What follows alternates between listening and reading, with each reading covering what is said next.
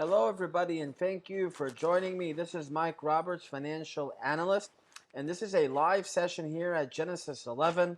As always, we speak about the interesting trading opportunities coming up every single week. And today's session, the topic of today's session is earnings season packages because earnings season is starting this Friday. So I'm going to speak about the different packages that we have here at Genesis11 about earnings season, and we're going to see the correlation between a lot of different assets and how we can take advantage of this correlation. So grab a piece of paper and a pen, and here we begin earnings season packages. So earnings season starts on Friday. Now, what is exactly earnings season? Earnings season is a period of time where American companies tell us how much money they made in the last quarter. So we're going to get the results of quarter number 4.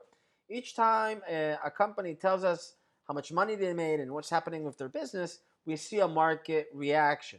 Now, instead of just trading each stock individually, you can trade a group of stocks, and then you got yourself a nice diversified investment. One of the main rules of investing and trading is don't put all the eggs in one basket. As always, the first to report are the banks. The bank package is the first package, and this Friday, JP Morgan, the biggest bank in America, together with Citi and Wells Fargo, are going to tell us how much money they made in the last quarter. But other banks that are correlated, that go together with these banks that publish on Friday, like Bank of America and Goldman Sachs, they're also going to react to the earnings report. So we're going to trade everybody, okay? Good reports are going to push the banking sector higher, bad reports lower. Generally speaking, on November 9th, we got the results of the third phase vaccine trial by Pfizer. Great results, and since then, bank stocks are going up, very strong uptrend there. And the reason is that people are going back to work. The vaccine is generating expectations that we're not going to see defaults on mortgages and loans. And that, of course, is very good news for the banks. And we're seeing bank stocks trading on record highs on a very strong uptrend. That uptrend can continue after we get the results on Friday. So talk to the account managers here at Genesis11 about the bank package. Other packages that we have, of course, the biggest investment is FANG for big boys. The big investment, Facebook, Amazon, Apple, Netflix, and Google. These companies are not going to report on Friday. They're going to report later on earnings season. But the account managers here at the company, they got all the dates of the publications. Of course, these companies are doing very well because of stay-home demand during the corona crisis. People are at home watching Netflix, buying stuff on the internet. Of course, these companies are expected to show very strong results on the fourth quarter. The FANG and the banks are the major packages that we use every single earnings report. We got 4 every year. But there are also new packages coming up, which is the vaccine.